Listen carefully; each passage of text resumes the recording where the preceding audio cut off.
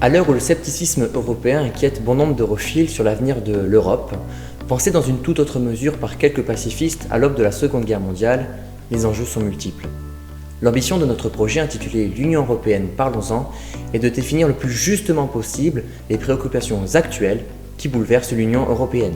L'actualité profondément marquée par la crise sanitaire du Covid-19 qui bouleverse nos habitudes à tous invite l'Union européenne à faire preuve plus que jamais de solidarité entre ses pays membres.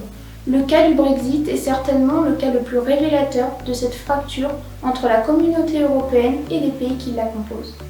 Néanmoins, pour reprendre l'expression si juste de Jean-Louis de Valmigère, est-ce acceptable de juger l'Europe si l'on ignore son histoire ?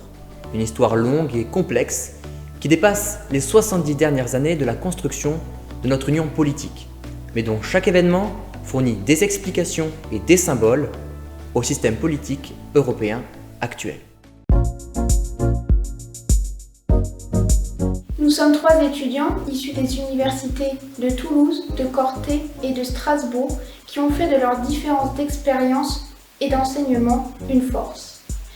D'un projet à 3, un peu brouillon mais pas dépourvu d'ambition quant à sa réalisation, il est devenu un projet collectif qui unit aujourd'hui institutionnels, politistes, politologues, historiens, mais aussi groupes scolaires et citoyens à l'échelle européenne. L'Union européenne, parlons-en, se veut être un plaidoyer dans la défense des valeurs européennes qui sont les nôtres, mais aussi un socle pédagogique pour les jeunes générations. Cette série documentaire propose aux citoyens européens de revivre les événements qui ont construit l'Union dans laquelle nous vivons au quotidien. Globalement, nous retraçons l'histoire de l'Europe politique à partir de 1918, date à partir de laquelle quelques pacifistes ont tenté de réunir quelques pays européens pour construire la paix et la préserver par l'intermédiaire de la Société des Nations. L'entreprise audacieuse avorta face à la montée des régimes totalitaires partout en Europe. Nous apprenons, écoliers d'Europe occidentale, que les architectes de l'Europe portent le nom de Jean Monnet, Robert Schuman ou encore Konrad Adenauer, mais la construction européenne pose avant toute chose la question de la place de la réconciliation franco-allemande dans sa viabilité. Ce sera pour nous l'occasion de répondre à cette question aux dimensions politico-historiques mais aussi actuelles. L'ambition communautaire s'est avant tout construite par des traités fondateurs qui ont ensuite inspiré la création des différentes communautés européennes, en commençant par la CECA, la CEE, puis l'Union européenne. Alors que nous venons de fêter le 30e anniversaire de la chute du mur de Berlin, nous reviendrons sur cet événement qui prétend être un tournant dans la construction européenne. Dans la continuité, nous nous focaliserons sur les différents élargissements auxquels l'Union européenne a dû faire face depuis la chute des murs de Berlin et du bloc soviétique. Il est aujourd'hui essentiel de convoquer la réflexion des jeunes générations autour de la mémoire européenne. Après s'être largement inscrit dans une analyse historisée de la construction européenne, mais sans omettre d'en exploiter et ou d'en interroger les enjeux actuels, la dernière thématique de ce projet poussera chacun d'entre nous à nous interroger sur la question de l'Europe ou des Europes. C'est en ce sens que nous reviendrons, entre autres, sur l'épisode marquant du Brexit ou encore sur la crise liée au Covid-19. L'originalité du projet réside dans plusieurs enjeux et aspects. Le premier d'entre eux est de remettre les citoyens européens ainsi que les jeunes générations au cœur du débat européen, en ne faisant pas de l'Europe et de son système un espace technocratique et hermétique aux pulsions citoyennes. Le deuxième enjeu de ce projet est d'en faire un support de travail pour les élèves et leurs enseignants. En effet, nous avons pris pleinement conscience des revendications légitimes du corps professoral quant à la nécessité d'avoir un support de travail ludique sur l'enseignement de l'histoire européenne et de ses dynamiques.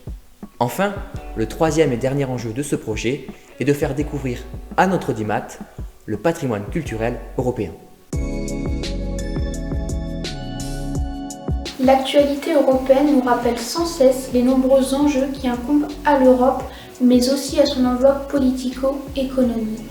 Ces enjeux nous concernent tous, nous citoyens européens. Connaître et comprendre l'histoire de cette union, c'est faire le choix de s'intéresser aux dynamiques européennes et d'être à même de les juger. Il ne faut pas omettre que la jeune génération a besoin de modèles, et qu'il est temps de raviver l'Europe des citoyens, initialement rêvée par ses architectes. Le combat pour l'érection et l'aboutissement d'une Europe politique et citoyenne appartient désormais aux jeunes générations qu'il convient de séduire pour s'assurer de leur meilleur concours dans cette optique. Dans notre entreprise, nous pouvons compter sur l'indéfectible soutien de nos voisins européens, qu'ils soient de nature institutionnelle, pédagogique ou même individuelle. Nous remercions très sincèrement la présidence de la République française qui encourage aujourd'hui la réalisation de ce projet, au même titre que Corinne Mascala, présidente de l'Université Toulouse 1 Capitole, que Jean-Yves Marc, doyen de la Faculté des sciences historiques de Strasbourg, sans oublier Fabienne Keller, eurodéputé pour la 9e législature, et Jérôme Buisson, élu départemental de la Haute-Garonne, qui nous offrent leur confiance et leur plein soutien. Nous remercions les services scientifiques et les conservateurs de la Maison de l'Histoire européenne installée à Bruxelles, ainsi que le CGZOMA Bruxelles également, pour leur appui scientifique nécessaire à la qualité de ce projet. Enfin, nous adressons nos remerciements les plus sincères à l'équipe d'European Dialogue en Autriche, ainsi qu'à Dietmar Pichler, fondateur autrichien de la plateforme médiatique Stop Over Europe, pour son aide et sa contribution pour l'érection de ce projet ambitieux. L'Union européenne Parlons-en est un projet enthousiaste, collectif et ambitieux, porté avant tout par 3 jeunes convaincus de leur utilité dans la défense des valeurs européennes qui sont les leurs.